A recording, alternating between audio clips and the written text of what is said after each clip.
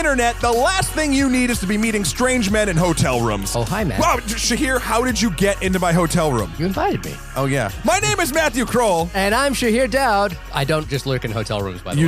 You do. It's a part-time. It's not a vocation. It's a passion for you. I guess. I mean, look, some hotel rooms really deserve to be lurked in, See? especially There you the little go. creepy ones in the edge of Toronto. Oh, yeah, and that is why this is the only podcast about the film Enemy, Fan Request Edition. Oh, my God. Thank you, Brandon Ripley, who's a friend of the show and friend of ours. Brandon Ripley, believe it or not, thank you so much. He requested us to see Enemy, and I think he requested it because he was not confused by the movie. Because he thinks we're mortal foes. Yeah, we might fight about this movie, I think, which would be fun. I'm ready. Are you? All oiled up. You look. Yeah, I was going to say you came into my hotel room all oiled up in like that 1930s wrestling garb. In fact, I don't know how you have the headphones on over those ear guards. Oh, I only wear like a sumo like little towel. It does get warm in here. Yeah. Oh, listeners, if you could see us now. Ooh, this banter is so good. So good. Okay. If you like our banter and you want to get more into it, you could more into our banter. More into our banter. Or request a film like Brandon did. You can reach us at onlymoviepodcast@gmail.com or hit us up on Twitter at onlymoviepod or our Facebook page, the only podcast about movies. You got it. I mean, it would take you a bit, but you made it. You did it. And in fact, we received an email from listener Will, who I believe is in Australia, referring to our latest Suicide Squad episode, which was a couple weeks ago. Oh, man. Yeah. I mean, Will pointed out the one thing that I think we should all take away from Suicide Squad, which is that we should all go and watch Assault on Arkham Asylum, which I believe, Matt, you did. I did, because I needed something to fix my brain on that property. Fix your brain, not just cleanse your palate, but fix your brain. Fix my brain. So that movie broke your brain. For parts of it, yeah. No, and it did, and you can read a little bit of his email, but I think I agree with everything he said. Well, this is what Will says. He says, seriously, it boggles the mind that the Suicide Squad film wasn't just a straight adaptation of Assault on Arkham. It was dark, it was funny, and he's referring to Assault on Arkham. Of course, he's saying Assault on Arkham was dark, funny, the plot made sense. These seems like very basic. I know, it's 101 shit, but apparently someone at Warner Brothers needs to hear this. Baseline stuff. Yeah. The plot made sense and specifically utilized traits of every character on the team. Oh my God. Yeah. The Joker was ostensibly not the main villain, but he enters the film in an organic way and hijacks it appropriately. Last but not least, the no goddamn CGI 90s Mummies Returns monsters. God damn it. What the hell was WB thinking with Suicide Squad? At this point, they should just... WB live action should just hand the keys over to WB Animation and DC Animation, because holy but then again, shit. like DC Animation did do the Killing Joke adaptation recently, which is not. But it felt like a different team, to be honest. It felt like no other DC, like that's their first. Look, the movies have been missing for a little bit now. The major ones, the live action ones, their animated stuff has been hitting. The thing is, okay, the last three have missed. You forget about Batman and Robin. Batman and Robin didn't quite hit. You're thinking about the Dark Knight trilogy. How did that hit so well? Because it wasn't a Warner Brothers. It wasn't like... It was a Warner Brothers. No, it was, but like it had a person behind it that cared enough and had enough power and skill to make Batman work in the real world. I've read one thing that is that Christopher Nolan doesn't receive notes. He's basically... Oh, gee! Wow! What a novel concept, letting your artist you hired create the art. That doesn't work in every situation. Some people need notes, but apparently... Maybe you should hire people that need the least notes. And that's just speculation. I've just read that somewhere. Shahir Dowd said it. You heard it here first. It is 100%. Christopher Nolan does not take notes, and he's not going to deal with your shit. Anyway, yes, thank you for writing in. You're 100% right. If you want a good Suicide Squad movie, check out Assault on Arkham. It is wonderful. The only thing I could probably leverage against it is it does sort of... Again, it's trying to be edgy, so it sexes up the female characters, as almost every one of these fucking things does. Look, she's a hot pants wearing girl, and Killer Frost or whatever too. So whatever. Okay. Anyway, so they're all enemies, right? But we're going to be talking about Enemy for this podcast. But you know what else has enemies, Shahir? What has enemies? There's so many levels of this. Video games, and we all know how Hollywood treats video game adaptation movies. Hold on a second. I think I saw a shoehorn in the table somewhere here. I saw a shoehorn on the floor. Yeah, there. Oh, it's under my soapbox. It's under my soapbox. Yeah, grab the it. Big shoehorn. There we go.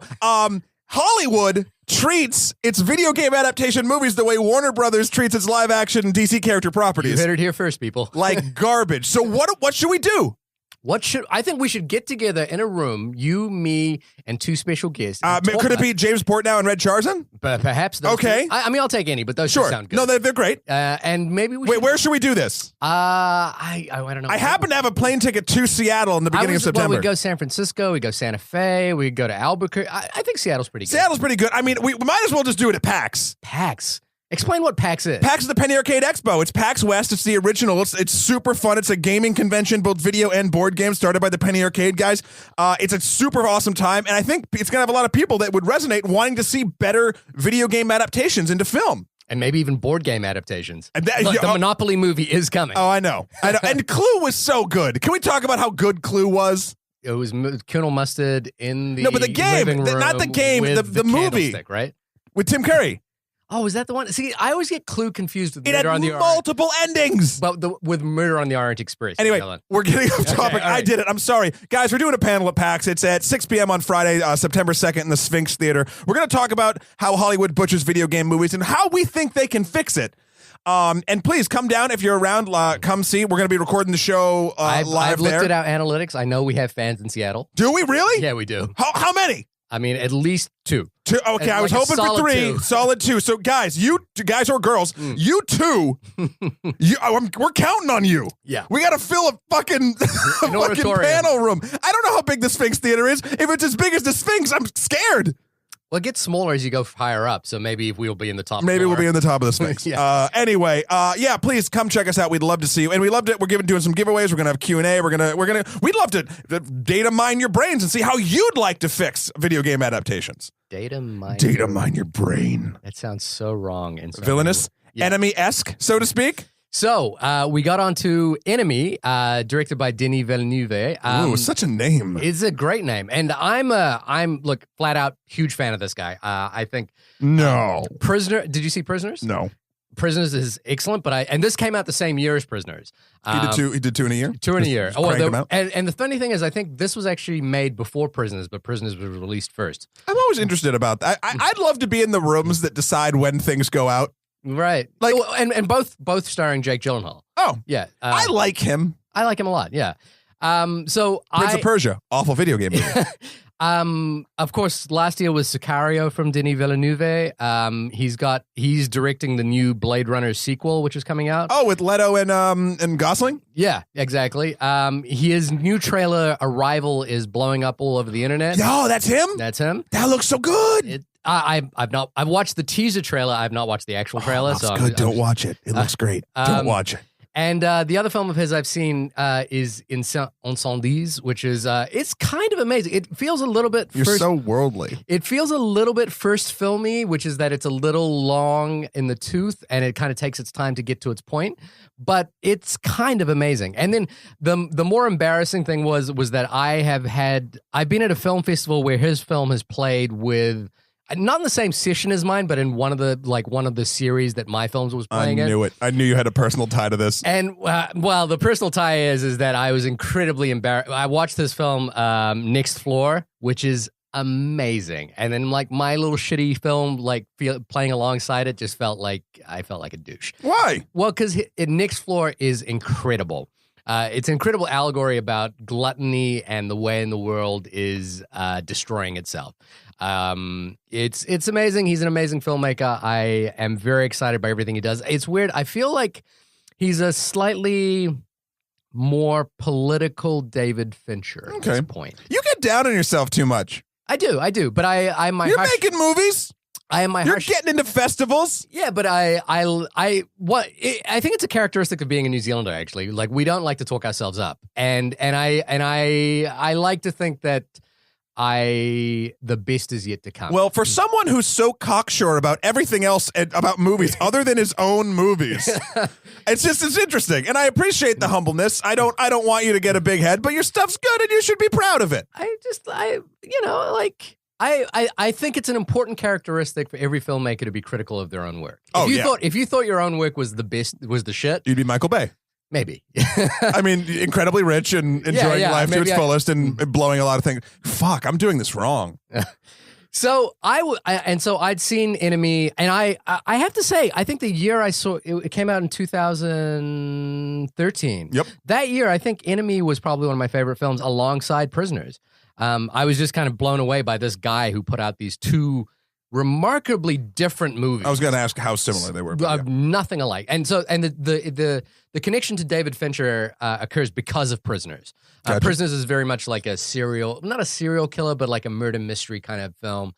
Very good. Really, really sharp with Hugh Jackman and Jake Gyllenhaal. But then the thing that blew me away was that was such a kind of not crowd pleasing, but such a classy Hollywood classic thriller. You know? Okay, You know what I mean? Like in the Hitchcock tradition, it's like these are movie movies. And Enemy is such it's such a expression of cinema as poetry to me. So that's what, and I was like, man, this guy can kind of go in either direction, and it's really fascinating. So I was blown away by Enemy the first time I saw it. But Matt, this is I'm looking up on my phone exactly what you said to me when we were going over this. It was a wonderful sentence. So you said to me, Brandon suggested Enemy, which would be a good one. And then I watched the trailer and I said in the text, "Oh, Enemy trailer looks cool." And then you go, "Enemy is amazing. You will hate it." And that was like challenge accepted.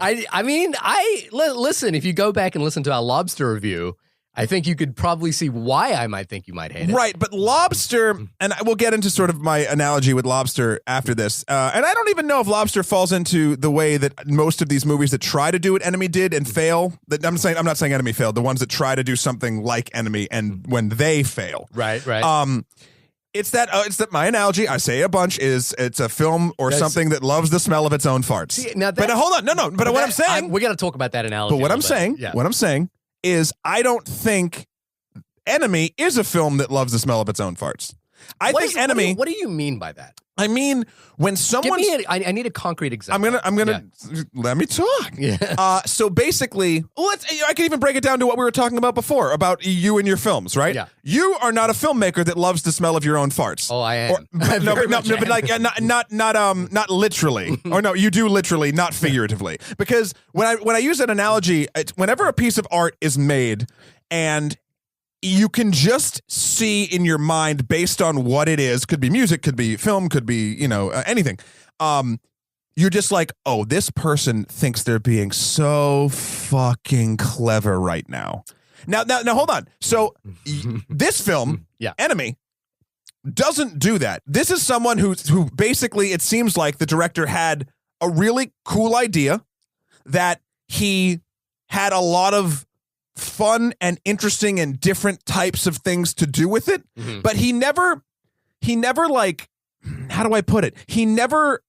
I never got a whiff of pretension in this movie that is set up, and the way it's sort of built and put on the screen has every opportunity to fall into that trope. Right. So that, because I think you said the word that I think is what you're referring to when you say something loves the smell of its own farts, which is pretension. Yes. And pretension pertains to the fact that someone thinks that they're being cleverer than they actually are, or is acknowledging their own, and like their.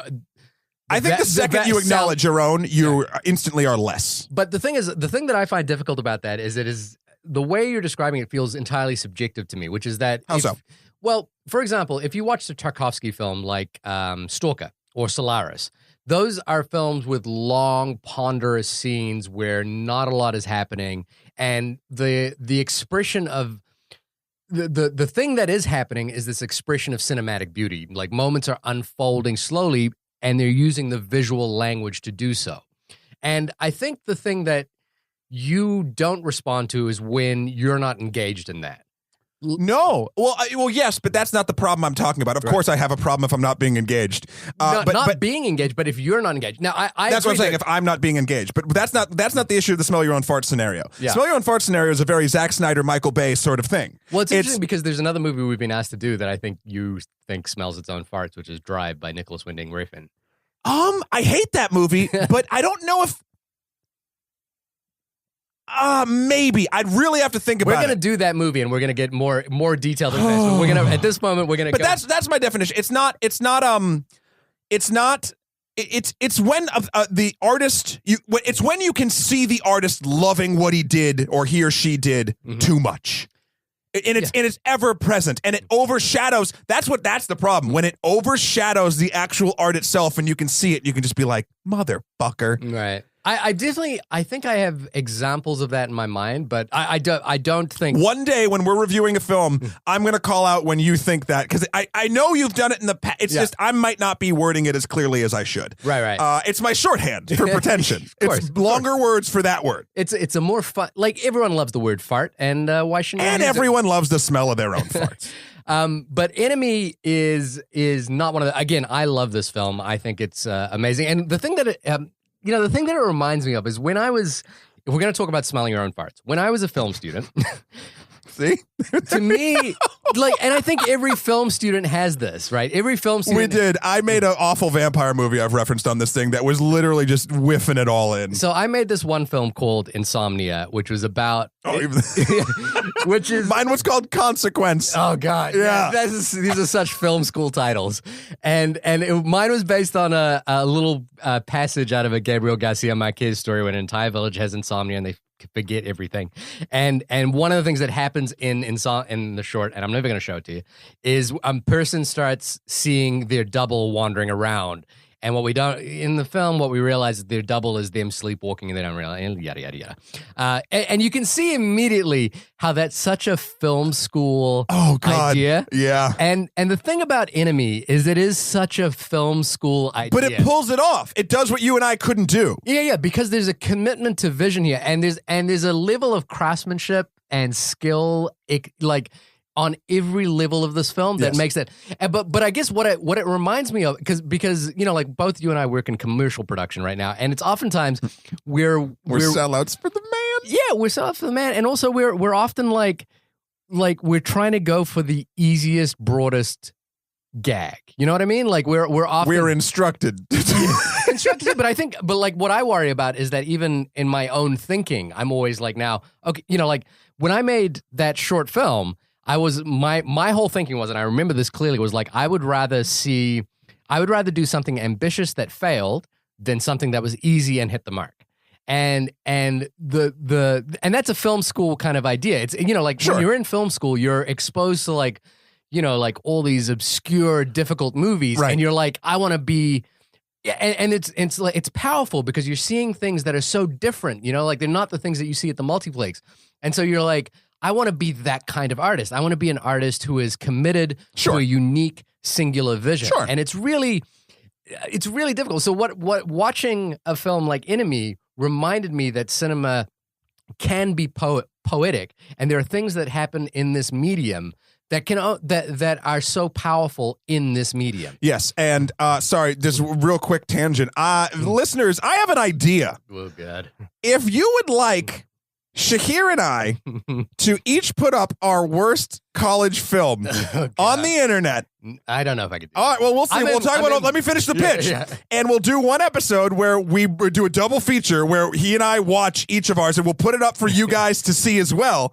And then we'll review our old college films. Oh, God. And just a thought. If there's enough interest, email us in at onlymoviepodcast@gmail.com. If we get enough interest, we will do it because it will be awful. Anyway. Sorry. But yes, Enemy pulls it off. I do want to say this, and I liked it.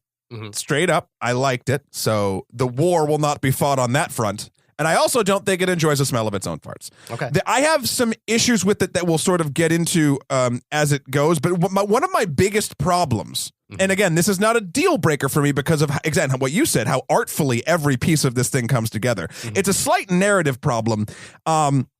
But again, if you can get past it, which I did, it's fine. And that narrative problem is, it felt like every character in this movie really fucking belonged on the island of Lost. And that is that none of them talked to one another about what was going on, and they never really engaged, especially in the beginning of the movie. There were many points where a lot of this could be not cleared up, but made much clearer to everyone if everyone wasn't staring off in pensive silences while awesome music is playing in the background. Yeah, I think that has to do with like reading this film as narrative, as logically narrative, narrative logic. You know, like the narrative logic in this film is not something that is going to be easy to decipher and even make sense. Right. But the narrative works rationally if you look at it as a piece of poetry. Do you have the IMDb up? I could read what it says, if not. I do have the IMDb up. It's amazing. Can I do it? Well, you should do it, and you should explain to me what you think the film is about. Okay, but can I read it first? I'm going to read it first. A man seeks out his exact lookalike after spotting him in a movie. Tell me that's wrong. It's not wrong. It's not wrong. But that's the first third of the movie. I feel like if you are a person who's never seen a Tarkovsky film or knows what Tarkovsky or even, you know, like that, what I just said was really pretentious. But I mean, I could keep a meter going. We could make a ding noise every time. And then if you were like, oh, I want to see what movie Jake Gyllenhaal's in, and then you read that synopsis, you're going to be sorely disappointed when you watch this movie. Well, maybe not. So Donnie Darko himself, basically, he's a teacher, a history professor. Yeah. In Toronto. Mm-hmm. Home of Scott Pilgrim, what up? Where this movie is lovingly filmed. Yes, and then he sees randomly after a friend recommends him, not a friend, it could be a colleague or something in a break room, recommends a movie to him, and he sees himself basically, or someone who looks exactly like him as a busboy in this film, and then he kind of goes down the rabbit hole a little bit and like finds the other films he was in and like hunts him down to his agency and looks on Google and like all this other stuff and like finds this guy who looks exactly like him. Now, yeah, I mean, and it's played by the same actor, but he's playing both. Yeah, and he does a great job. He plays them both different when they need to be and the same when they need to be and all that shit. Yeah. So my issue is this, and again, maybe it's my narrative logic talking. Yeah. But when I go into a film, I expect it. I expect a certain narrative logic, and I know this one is trying to buck some systems, and I understand that, especially after finishing it. But watching it, I was like, okay, what's my first reaction? If this happened to me, what's the reaction? If I was watching a movie and I saw my body double in the back, I would be like, holy, what the, huh? And I'd look and I would be so thrilled. I would take pictures and I would send it to a bunch of people and I'd be like, would you suck your own dick? I mean, if I had the opportunity. Yeah. But I think that's the unstated like thing about meeting your double that everyone thinks about. Well, okay, if that's your go-to, I would warm up into that. Maybe talk to them first a little bit, buy them a nice seafood dinner. But no, so I would be like, friends, family, look at this is insane. There is a scene, but he doesn't. This is the thing. No character in this movie, either the teacher or the actor, show pictures of the person to any other character. They like instead the teacher. Let me just break it down. Like there's and it's very artfully done. Mm-hmm. It's a sort of disturbing feeling in the entire movie. It's all very yellow, which I actually really enjoy the cinematography of this, the look and the lighting of it, stunning, because yellow can be such a disturbing color when you do it right, and this one does it right. The Green Lantern would be fucked in this movie, But he's like researching and like doing the stuff and like staying up late, like staring at this actor double of his picture on the internet. So the character in the movie itself turns this moment into something really dark before it has the opportunity to become dark. To become dark. Yeah, and I think it has that sort of, like I think that's the thing with like smelling your own farts is such a subjective thing, because I think if you're not engaged by this film, every scene where he's like Googling that actor and then not telling his girlfriend. Yeah, and then you're hearing this sort of like haunting string music. And then not calling his friends or mother. Yeah. All that stuff would probably like be like, oh. But you're telling me, I mean, if you saw your double on the internet, you wouldn't take a screen grab and put it on Facebook and like, look at this asshole. I do think, because you asked me a question when we were watching this, is like, what year was this movie made in? And it kind of did feel like. Until he got on Google. Pre-social media-esque. And it also felt like Adam Bell, the character that the history professor, is kind of an isolated individual with a really hot girlfriend, played by Melanie Laurent from Inglourious Bastards. Yeah. But the other thing is, side note, I found my body double. I'll actually put it up when we post this. I'll put up the picture of my body double. It was actually sent to me by a friend. Where in Philly. She sent it to me and she's like, oh my God, are you in Philly? And it's a picture of a dude who looks looks exactly like me, but in a giant dinosaur onesie. But it's my fucking face and it's not me.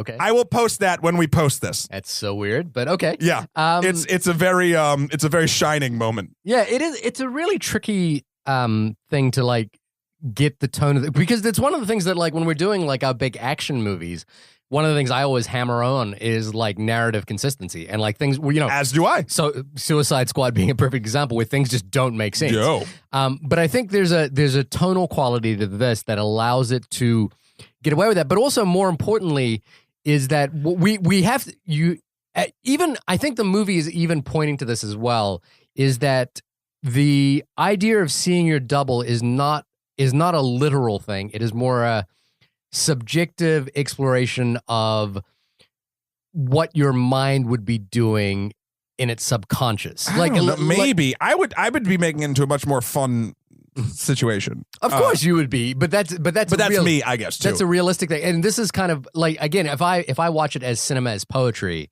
then that sort of longing stare he has and that I understand. Like makes more sense to me. The interesting thing about this though, and it's all about engagement. You said it about me and doing like this movie earns its pretension and therefore it's not pretentious in my eyes, if that makes sense. Like the poetry, let's call it, when it's good, it's poetry, and when it's bad, it's pretension. Yeah. So it keeps me engaged with all of its other shit. Yeah. So I forgive the breaks in narrative logic, and I forgive or not even forgive, because that makes it sound like they're doing something wrong, and they're not. No. I accept the way that this is being presented to me, because it's being presented to me in such a cool, artful manner that, while artistic and poetic, is never slapping me in the face with, hey, doesn't this cool? Is this fucking cool we're doing? Oh my God, you know what?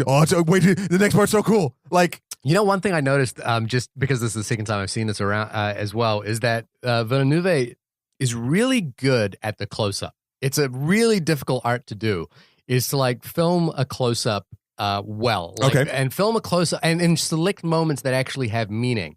And it was the moment when the actor's wife. So what we learn is that there's two sets of characters. And let's just call them teacher and actor, and they're both Jake Gyllenhaal. Yeah, and so teacher has a girlfriend played by Melanie Laurent. Very attractive blonde lady. And actor has a pregnant wife played by Sarah Gadon. A very attractive blonde lady. Yeah, no, it's funny. Just as a side note, I in preparation for this podcast, I watched The Double by Richard Ayoade, which is another film that came out around the exact same time, which has Jesse Eisenberg meeting his double. It's the volcano it's Dante's Peak. Yeah, it actually is. And I was like, man, that year there were two movies with white dudes and the blonde women who love them. I actually wrote an alternate title for this film could just be called Blondes Get Fucked Over. Yeah, kind of. And I like one thing that I think we do is that we look at films from a male point of view, and I think if you were looking at this from it's fucking terrifying. Yeah, as a female, this would be. I think from a human perspective, this movie's terrifying. But then I think that the reason why it works as well is that this is the movie is specifically about male anxiety. And but just getting back to my point about I would just think it's anxiety. I think it's very specifically male anxiety. Okay. But there's a moment where Sarah Gadon is she's just found out that this man who looks like her husband has been calling, and and she says, "Are you lying to me?" And it's such a small thing, but like filming that close up and getting the reaction on her face that illustrates both the confusion and the fear and the anxiety, and then like framing it in a way which gives it the room to do is so there's a great video essayist, Every Frame a Painting, and he did this amazing one about how the Coen brothers select the right angle for every mid shot. Okay, and it's a really difficult thing to do. And I was watching this thing with that in the back of my mind, going, this mid shot on this woman's face as she acknowledges the fear that her husband might have been cheating on her because he has in the past. It's just so perfectly placed. And the thing about it is, you could do it. You could film this shot a million ways. You could put Jake Gyllenhaal in the foreground. Like imposing some sense of it. You could put. You could frame her, off to the left. You could frame her off to the right. You could do some sort of weird off framing like they do in Mr. Robot, which I know you've been watching. I watched one episode and I like it a lot. But this is just so perfectly. You could do it. You can do it a million ways, but there is one right way to do it. And disagree with that statement. He just did it very well. No, hang on. Hear me out. There's one right way to do it for this story, and that's the way he did it. And now you're getting into smelling your own fart territory. No, I'm not. I'm just saying. I'm saying what I'm saying is that he has chosen an angle which best tells his story. And I think, and it's such a difficult thing to do. And I struggle with this all the time whenever I'm on set. Is that you are, as a director, you're faced with a million possibilities. Sure. Every day you're like, and then you're faced with also a million constrictions, which is like, okay, I can shoot this any way, but I have to shoot it in that direction at this time with this light face and this one. I can't turn the camera 30 degrees that way. Otherwise, we're going to expose the set. So it's like everything kind of tightens you in, and then you can go in any direction once you're tightened in. Sure. And so watching that, it's a quality I think that I see in David Fincher as well, which is that like he is really, as much as we know these guys for their ability to pull off the big, exciting shot, these guys are really good at the mid and the close-up and like are patient at in the micro as well as the macro. It's just it's an amazing talent, and it's something. Look I wasn't that whole smelling your own farts thing. I was like, that's a quality I hope to have as a filmmaker. To smell your own farts? Yeah, I'd love to be able to smell my own farts. I have a nose problem and I can't. No, I wasn't saying that it was a bad shot or that he didn't do that wasn't a great moment. I'm saying I just have a problem with this is in anything, not even just film, like this is the best thing for this. That's what I mean. I'm not saying it's the best thing, period, like this was the only way to do it. I'm saying it's the best thing that this filmmaker did for this moment. I see. Sorry, it did sound like the first way you put it. Now I understand what you were saying. So let's see. Do we just want to start going into spoiler town? We've been talking for a bit. You've kind of mentioned. Well, let's go before we get into spoiler town. Just your general impressions of the movie and things that you liked and didn't like. I kind of did that. I dug the look of it. I dug the acting. I dug the story. I dug the weird spider iconography that was all over it. Hence the song in the beginning of the show. Choice, a little bit. Yeah, you're good. Patting yourself on the back. That's nice. Smelling my own fire. There we go. Yes, Shahir did pick that. Oddly enough, Shahir picked the Spider-Man song. Is this all just a genius ploy by me to trick Shahir into thinking that the Spider-Man song was actually his idea? Actually, it was Brandon's. But I liked all those things. You said you had questions. I do have a lot. We'll get into some as we talk about it. But I didn't initially like the very lostified, like no one talking to anybody, that for a movie that's sort of so psychological and a little bit unbelievable in a cool way. That was the most unbelievable part for me, was this like there's no one fucking talking to each other. And I get it. I understand. Narrative logic and all that jazz. I didn't like no, I liked that too. I was gonna go into in the beginning of the film. It starts very strangely at some sort of weird old white person sex party. It's a sex party, everybody. I guess. Where it's a bunch of people in a room watching this one girl masturbate, and then like she's instantly gone, and then these two other women come up with a tray and they put it down and they open it up and there's a spider on it, and then they disrobe, and then except for heels, and then she goes over and almost steps on the spider while all these men watch. Now here's a weird thing. The director or someone in this movie has a heel fetish like no one's business. There are multiple longing shots of high heels on women's feet or not on women's feet, or crushing spiders or a bunch of other things. I agree with that. But I think it has, again, because I think this film is so tied to like male anxiety. It is, and like you could argue that that's really portrayed in the way the two women are cast, is that this is a film about the way men view women. Sure. I just thought a lot of every time I saw it, I was like, oh, I see what this dude likes. Yeah. Like, it was that sort of moment. Yeah. For the most part, I really dug it. I think the stuff I didn't understand we'll kind of get into more. And it's one of those, this is the highest praise I can give this movie. This is a movie you will think about. This is a movie that once you're done with it, you might have an epiphany about a couple days later and be like, oh, fuck, the whole thing was like kind of like this because of that. And the jump cuts meant this, or like whatever the fuck you were talking about. Yeah. And that quality is, for me, few and far between. Mm-hmm. This is also one of those things, I think once you see it, you'll want to see theories on it, and you'll want to hear things. So hopefully we have some that we talk about. So And yeah, no, I completely agree. And then the thing for me is, I think you mentioned this after we just watched the movie as well, which was that it's the perfect length. Yes. Thank you so much. Thank you, filmmakers. So one of my thank you, editor. One of my who edited this movie? I'm shouting him out. Or her. I don't know. But one of the things that always bugs me, particularly because I'm in the short film world, is short films that feel like they want to be feature films. You know, like basically short films that are pitches for feature films. That really bugs me because I think it's not playing with the form as well as it could be. And it's using the form incorrectly. It's tricky, though, because that's a lot of short films are pitches for feature films. The thing that I really like about this is, and it's a weird thing to say in the opposite direction, which is that this feels like a short film. And this feels like a short film because in so much as short films have the potential to be, in my mind, closer to poetry because they're short form. They're kind of like a good short story. They're not telling you full detailed narratives. They're kind of like touch pointing in narratives and giving you images that are beautiful.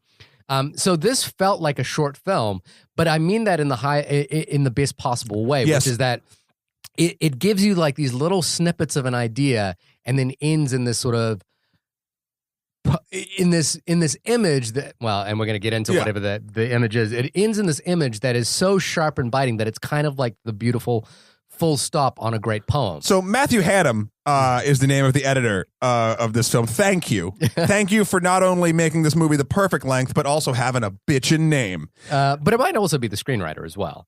Now, remember, this is... I'm thanking the editor. This is based on a novel by Jose Saramago. And I just read the Wikipedia page of that of the novel beforehand. Yeah, I didn't read the novel. I just read the Wikipedia page about the novel. But the thing, so just from reading the wiki page on it, it was like what the novel sounds like is that there's actually a much more detailed exploration of like what happens if you find your actual double. Whereas I feel like the film is more like what happens psychologically when you want to fuck the double's girlfriend. I think what happens psychologically when your self-identity fractures in two different directions is what I think. What I think the movie is more about. So I like that he took the novel and used it to explore something of himself. Yes, and once you've completed the film, things won't bother you as much. For instance, when they first met. And because they do eventually meet, spoiler. Yeah. They're in a hotel room, hence the quote in the beginning. Yeah. And they meet each other, and they have the exact beard and hair. Yeah. And that actually doesn't happen in the novel. I know. That's because I heard you reading it. He like puts on a fake beard and does. But like, I'm so glad they didn't do that in the movie. Yeah. Like at first I was like, oh fuck you. They have the exact same facial and heads hair stylings, and I was like, nah. But I like if they went into it, I wouldn't give a shit. And so we're gonna get into spoilers as to why that might be the case. Aside, I mean, look, I think I've said why I love this film, as it is. And I highly recommend seeing it. It saddens me that this film has a 2.5 star rating on, Amazon. Well, I also don't think this is a film for everybody. Sadly. No, it's not. I have some friends, that I would not ever recommend this to. Right. And that's not because it's a bad film. That's because those friends are bad movie watchers. They're bad movie watchers. Yeah, look, I can get into sort of why. You gonna name names? No. I would love to see you name names. But Is it Robin? No, it's actually not Robin. Robin is one of, to be honest, and I would call her out if she wasn't, one of the most open-minded people when it comes to film. Listen, I don't need to hear about your sex life right now. Oh, right. No, but I'm like, but you know what I mean? You know people that are actually willing to watch that. I know that because I've talked to her and she's recommended movies that we should watch. Yeah. So, except for Drive, and I'm going to fight her on that. But my point is, there are people that are just locked off, and I know some people that won't watch anything that's not a comedy. Right. And I'm like, oh, like that's a bad movie watch. You at least watch, and it's not enough to be like, oh, I watched Citizen Kane and didn't like it, so I'm just gonna anything that's not a comedy I don't like. It's like no, like once a year, get out of your fucking comfort zone. Right. I mean, I think you should be exposed to everything, but except for the only film I've avoided watching is a Serbian film, and so please don't recommend us watching that because I think I'll have a difficult. You think everyone should be exposed to Suicide Squad? No, but not Serbian film and Suicide Squad. God, a Serbian film will cause me to create a Suicide Squad with me and you in it. Oh no, who's putting the things in the back of our necks? Ugh, good. So yeah, let's get into spoilers for this film. So, Characters start meeting each other. Various phone calls are made. Ominous tones are played while it's happening.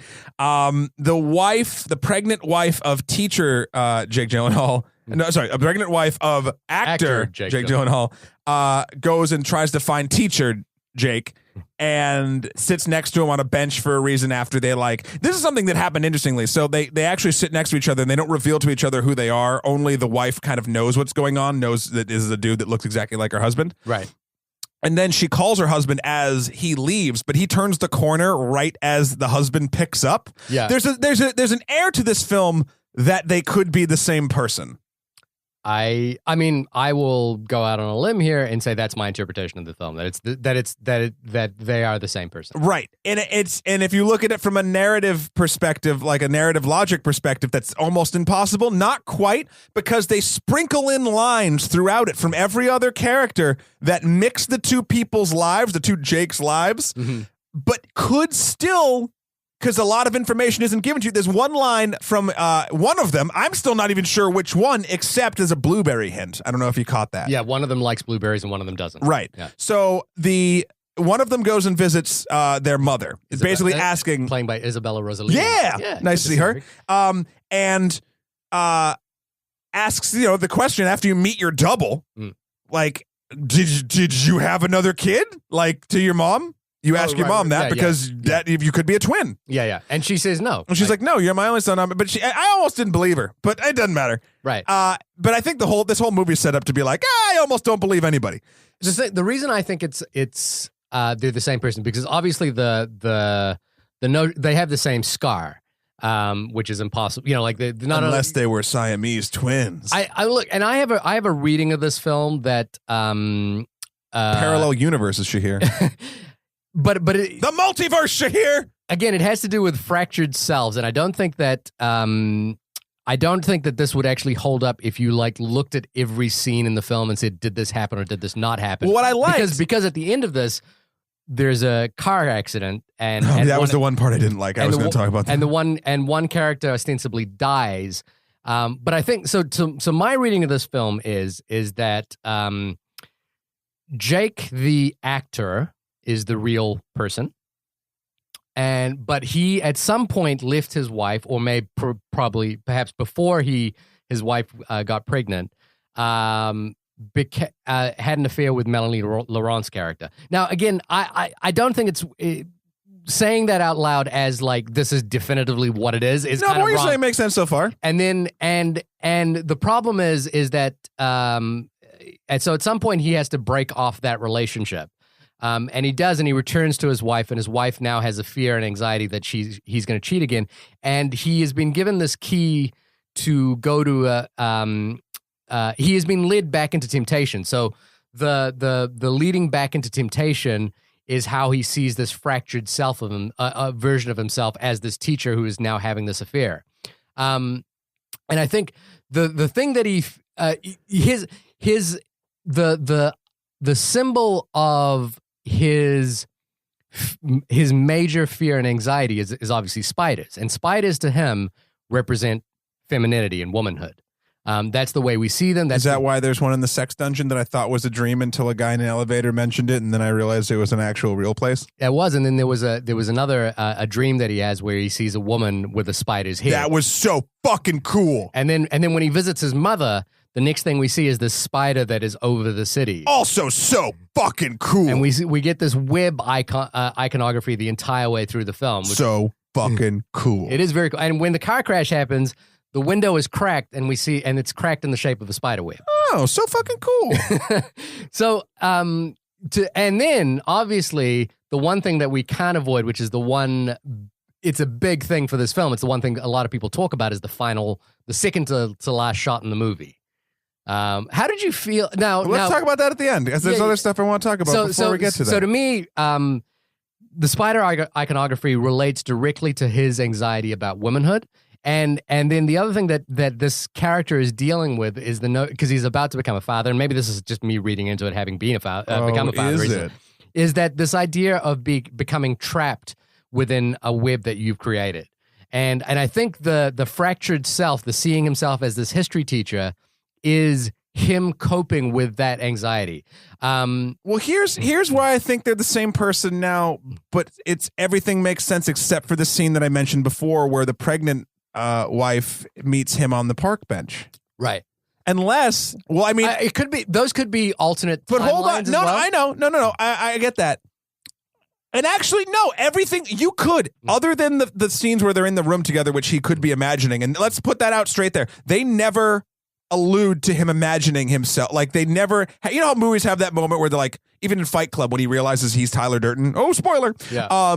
Like there's that fracture and they go back and they show the things and like whatever. Like there was never that moment here. And I don't think it would hold up to that kind of scrutiny. 100%. But honestly, there's nothing this film does in its narrative, even if you attack it with narrative logic, again, other than, well, no, actually, I think I just proved away my problem with it being all lostified. Yeah. Because if they are, in fact, the same person, they wouldn't go and reach out and talk to other people about this feeling that they're having. This would be something that would be more intense for them on an individual level. So an internalized thing. Another thing. Teacher Jake, his house is super sparse. There's no decorations at all. Makes me believe that's his side house. Yeah. That's his having an affair house. That's his side chick. But it's interesting because the two personalities, the actor is way more confident and outgoing, but he's supposed to be the family man, and the teacher is the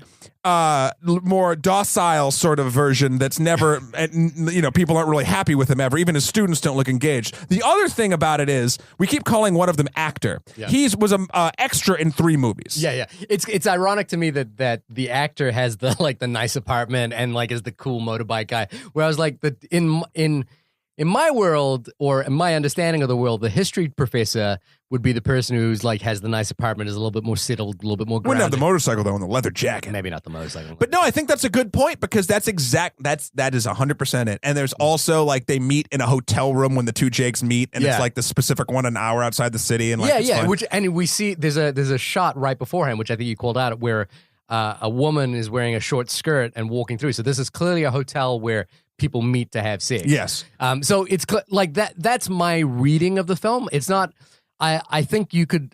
They're the same person. They're the same fucking person. There's no question in my mind now that they're the same fucking person. But to me, what's more interesting is this idea that the history teacher talks about in one of his lectures, which is about dictatorships and history repeating itself. But also dictatorships are about control.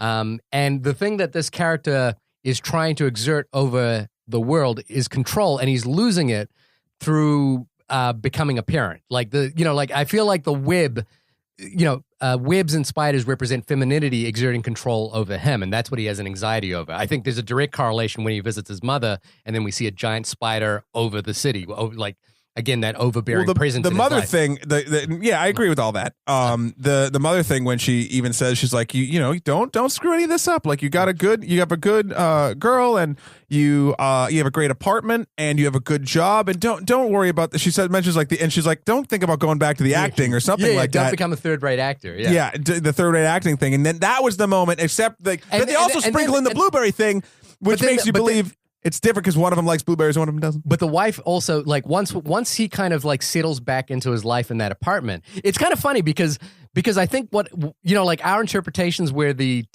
history professor has the shitty life and the actor has the amazing life, and then at the end of the film, the wife, played by Sarah Gadon, Helen says to him, "Did you have a good day at school?" Meaning that she, and I was like, what? Yeah. I'm sorry. We're skipping a part. We're skipping a part for people that might not. I know this is confusing. Yeah. Let me just say this real quick before we continue. Yeah. So at one point, after they meet and there's a couple back and forth and they don't want to see each other again and whatever, then for whatever reason, actor Jake, because he's a fucking scumbag, wannabe badass, comes up with this idea to try to trick history teacher Jake actor accuses teacher of sleeping with his wife. And he's like, what the fuck are you talking about? And then he's like, the only way you can make this up to me is I'm going to take your girlfriend and have sex with her, take her out for a weekend. And now that we're talking about it, it makes total sense if they're the same person, because that's the two sides of his brain trying to justify having an affair. Because the only thing that narrative... mind blown. The only thing that narratively doesn't work there is why does teacher Jake kind of like go along with the idea? Well, no, but this is what I'm saying. If you're looking at it as if they're two different people, it makes no fucking sense for him to do it. If they're the same person, there would be one side of his personality winning and losing. What doesn't make sense, what breaks narrative for, I guess, is the car crash. And but not the car crash itself, that where actor Jake and girlfriend Blonde go and basically you assume what die. So, but it could be that they die, but it could also be that like, again, if you look at this as two different timelines where he had an affair and then now he's like, I think it's the same timeline. No, because then the reason I think that the timeline makes sense to me like that is the scar, which is that I think the scar was something that he got in the accident. Oh, maybe, but but again, I don't think you should read. But they're listening to. I guess it could be anything. But like the reason why, even if it was like something that sort of like he even in his own mind killed off that part of him or whatever. Yeah. But then on the news they're watching it and it says car crash on the thing, but it could be any car crash. I know it's all over the fucking place, but in a weird, interesting way. So like, and I think there's plenty of theorizing to do about the same person. Yeah, I completely see them as the same person. And I think the film does a really, really kind of masterful job of weaving it together in a way that is like, it kind of strings together and then it kind of doesn't, and it requires you to do a lot of work to put it together. Mental gymnastics. But then it culminates in this remarkable image. You can go into it now. Yeah, and I think this is one of the great final shots of any movie. If you haven't watched this movie, stop listening right now. Go watch it. Although I don't know how we're double talking all over the place. And then there's this thing, and there's a giant spider. He talks about blueberries. But like this moment was very jump worthy in a weird way. I was like, I saw you like writing notes on your phone, and I was like look up. Yeah, I was like, fucking hell, don't miss this moment, because when I saw this moment the first time, my whole body shuddered in a way that like I haven't done in a long time. And basically we walk, so his wife, Sarah Gardon, Helen is having a shower. She walks into the next room. And this is the thing that makes it interesting, is that he finds the key to the sex club or whatever that we mentioned at the beginning of the film. Oh yeah, because a guy in an elevator going up to his the apartment says something about it. And so he says, I think I'm going to go out tonight, which means he's kind of like regressing, like he's got this fear of commitment, or this fear of like settling down, and he's like got this key, and the temptation is strong now. And so he's like, I think I'm going to go out tonight. You got any plans? And she doesn't say anything. He's like, Helen? And he walks back into the room, and just like the stuff of Stephen King's nightmares, a giant spider. But the reason this image is so powerful is the spider is terrifying. It's and gigantic. It fills the room. It fills the room, but it retreats when it sees him. It clambers up. And you ever seen when you're trying to kill a spider and it like knows it's being hunted, it kind of goes back into its little, like, it brings its front legs in and like crunches itself down thinking it's hiding? Yeah. Picture that, but filling your entire fucking bedroom. And it's such a powerful image. That's such a potent image of this terrifying, like, so, and it gets to this idea that like we human beings are wired to think of spiders as terrifying, but spiders should rightly look at us and think, well, oh my God, get the fuck away from me. Yeah. And that, I think that's a really powerful, seeing this spider retreat as he's about to make this decision to go out again to this potential sex club thing, and realizing, and that's obviously where the connection between femininity, womanhood, and spiders line up perfectly. Yeah. It's so powerful. It ties so uniquely into the film. And then, and then it cuts back to Jake Gyllenhaal, and he kind of sighs a little sadly. And we cut to end, and it was, oh God, that it's so good. And it's so hard to like express to people how good this movie is and basically say, well, you got to watch it for the last shot, because you don't want to ruin that there is going to be this image. But it's just so good. And I mean, how did you respond when you saw that image?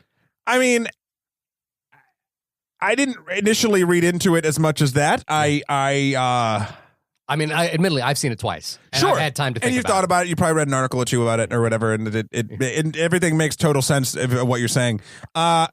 I definitely saw it as a regression, but I just thought sort of like as fear. I didn't make the connection of the spiders representing womanhood as much. And that's not to say that it's not there. In fact, it makes sense to me. But when I was watching it, I just figured the spiders were sort of fear of something, because you don't really know if they're two different people. Then okay, is it representing which one of their fears and then whatever? It's like, oh my God, it's both. Yeah. But first of all, I mean, the whole usage of the spiders in the movie is masterful. Secondly, this is how CG should be done in a fucking movie. You sprinkle it on, it's fucking salt. It's for taste. It's not your entire fucking vomitorium of just fucking computer generated images, unless you're doing an actual cartoon. It's a really powerful reminder that CG can be a really powerful tool. Yeah. Because that kind of imagery you couldn't do. You know, like 30 years ago, like doing that would have just, if it was unconvincing, would just look terrible. Yep. So yeah, I love it. I love it because it's just one of those. It's like it spent it not even spent its budget right. It showed restraint. It showed restraint and kept itself allocated for those 2 or 3 moments that really helped it hit. Yeah. Like the scene where the woman's walking down the hallway naked, sort of upside down or not really. Upside down. And it's funny. You see like a glowy thing. Actually, it's interesting. I had a nightmare similar to this. The glowy thing where her mouth would be, and she walks forward, and it's not really glowing. It's a reflective thing because it's like an actual human-shaped spider maw. Yeah, and it's like, wow. I mean, it's a perfectly realized nightmare vision. Right? It's very good. It's so, very good. So good. And what's interesting as we're talking about the movie is I think. And correct me if I'm wrong, I think this is the kind of movie, the more you think about it, the more you like it. And I feel like you kind of had questions and were thinking about it, and I've given you one interpretation of, how I read the film. And I feel like you're liking it more the more we talk about it. Oh, of course. Well, and then like the last problem I had with it, before sort of in my brain, they're the same person. Yeah. But one thing is when actor Jake is taking the girlfriend to the hotel, and then they're having sex, and then she realizes mid coitus about the mark on his hand from the ring. I've always had this, yeah. Yeah. I was like, what, how, like, it didn't feel real, like that was the tell to me. Yeah. But if it's something that was like going on a long time and like all this stuff, and he was supposed to not have the ring, like that sort of thing, then it makes sense for me. Yeah. So a lot of this conversation, I feel like I've started to like it more because, again, this is my whole thing. This is my whole thing about things loving the smell of their own farts, which this film does not. When I was watching this, I even said this to you at the end of it. I was like, there's a lot I like, there's some I don't, but I realize that this movie knows exactly what it is, and it knows exactly what it sort of wants to tell and what it wants you to think about, and it's masterfully giving you enough information to, if you're a curious human being interested in this sort of stuff, will really want to dig into it and sort of figure it out and talk about it. Luckily, we have this forum where now I'm not just watching this in a fucking air bubble and I don't have anyone to talk to about it unless I go on the internet or have some other friends or whatever. Who has those? You don't have any other friends. But my point is like, this is why this isn't a movie that loves the smell of its own farts and it doesn't have pretension, is because it's so masterful in the way that, yeah, I watched it and I knew I liked it. I also knew I didn't understand it, or I knew there was more going on. Yeah. I had not yet met the man behind the curtain, but I understand. And again, to be that fair, there's more. I've had more time to sit with this. No. And I'm not saying, I'm just saying, even upon initial viewing, and I like that you'd seen it before and this was my first time, I could see the artistry. And I knew it was worth my time to think about because I knew that the filmmaker had something that they were trying to say. And just because I didn't kind of come to that those reasons on my own in the first half hour after I watched it, which is impossible to do. Yeah. Doesn't mean, but like there are other films that I truly don't believe do that. I just on me, I don't believe The Lobster and its ending, which ended just as abruptly. With just as many answers, I don't believe that is a film, in my own mind and belief, that knew where it wanted to go. I think that had a starting premise that was incredibly strong, and then it kind of spiraled. I've talked about it before. We've argued. But this movie, The Enemy, through and through, I just feel like its creator and all of the collaborators that had something to do with it knew exactly what they wanted to do, and they were able to make it interesting enough where even someone interesting and deep enough where you're not going to get it all the first time, but then when you watch it and you think about it, you'll enjoy thinking about it. You'll figure it out. You'll want to watch it a second time, and you'll get the catharsis you want because it's earned your interest. Yeah, this is a movie that is like, in a way, I only buy Blu-rays or DVDs of movies that I know I'll want to watch again. I very rarely buy movies that I've never seen. And this is a blind buy, buy this one and watch it as many times as I can. What I love about it as well, there's two or three things that I love about it. One is that it features a big Hollywood movie star. But he's been making good choices, interesting choices. He's been making interesting choices. And I think maybe the reason this film happened is that it was an offset to doing Prisoners. Prisoners is, like, again, a classic Hollywood crime thriller, but a very, very, very good one. Right. Excellent one. And I think the way that they can make a film like Enemy is by saying, okay, we'll do this crime film, but I'm going to do this other, like, weird. It's a Jay and Silent Bob, Ben Affleck, Matt Damon moment where it's like you got to do the art, you got to do the big budget picture so you can do the art house picture. Exactly. Yeah, you can do. And for Matt Damon, it's like doing. I can't remember what his big budget one would have been, but so he could do a film like Jerry with Gus Van Sant. Reindeer Games? No, that was Ben Affleck. Oh yeah, sorry. Applesauce, bitch. So it's a miracle to it's amazing that this film happened. It's amazing that it happened with such a big movie star, and it's what I love about it as well is how sparse it is. How it is using the medium so poetically, and it's sparse. It's not telling you things; it's showing you really potent images, and allowing you to try and fill those images yourself. Like the spider image is not something that's ever explained. It could be entirely happening in his own head. Who knows? But it's the beautiful, potent image that really connects this film together. So should people see it? Without a doubt, and ignore that fucking bullshit 2.5-star rating on Amazon. It is weird that it has that. If you are a film goer that is passionate about seeing as much as you want, if you're not one of those people that only watches comedies or whatever, this is without a doubt a film you should see. Agreed. And Brandon Ripley, thank you for. I hope we either confirmed or gave you something to think about with this film. Yeah, thanks, buddy. Yeah, thanks. We appreciate that. I'm gonna do my little Criterion Corner thing now. You forgot last week. You were a bad snooty film goer. I was, but I wanted to tie it back into a film that I think if you enjoyed there's one that's not on the Criterion Collection. Well, actually, there's gonna. Then how can it be in your Criterion Corner? There's 3 films I want to mention. Jesus Christ! One that's not available. Give him an inch, people, and he just fucking takes and takes and takes. One that's not available on the Criterion Collection, but it is available. It's a difficult film. One that was borrowed. One that was blue. One that was on the Criterion Collection but is currently out of print now.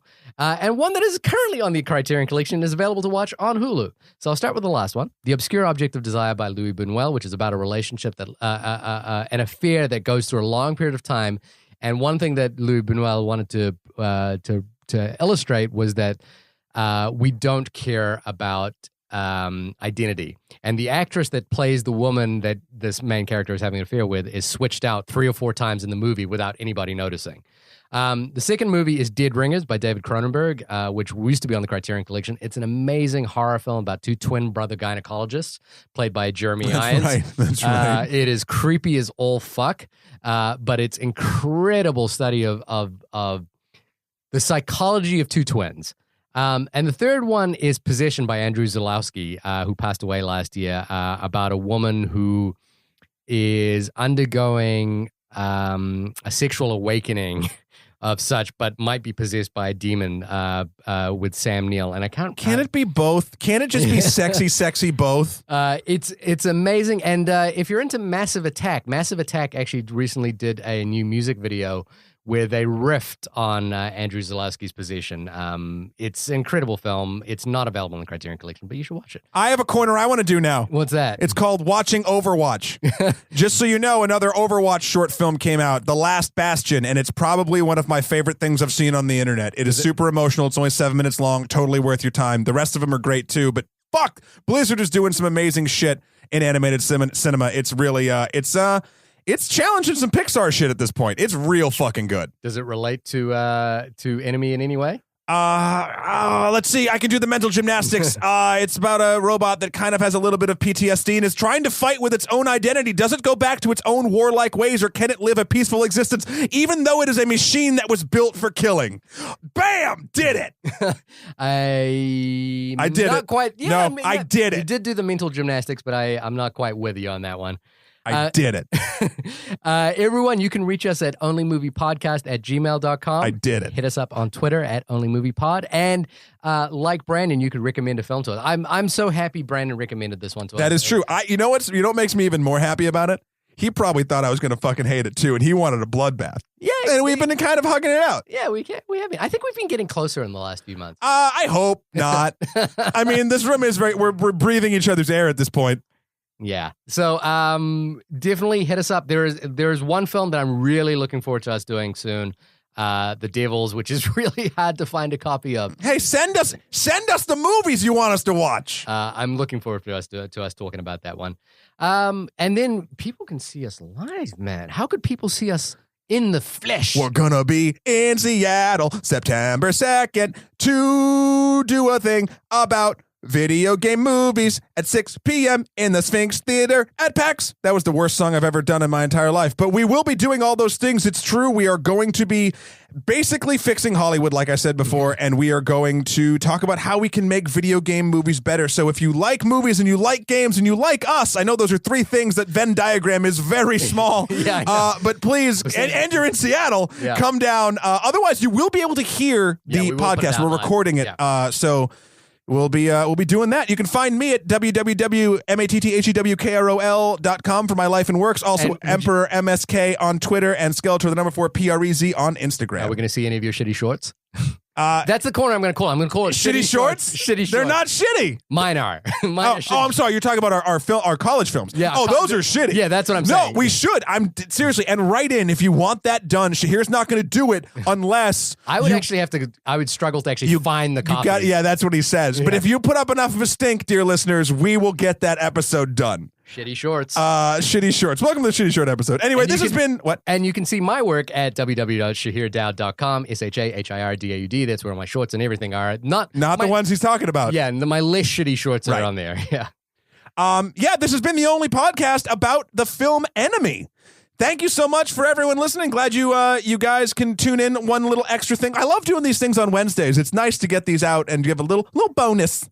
And yeah, being able to do an extra episode is kind of nice as well. And again, I love that we're doing movies that we're not, like that I don't feel guilty about paying for, like Suicide Squad. I know, but I went in with hope. You paid for it, so maybe that's my excuse. See you next week.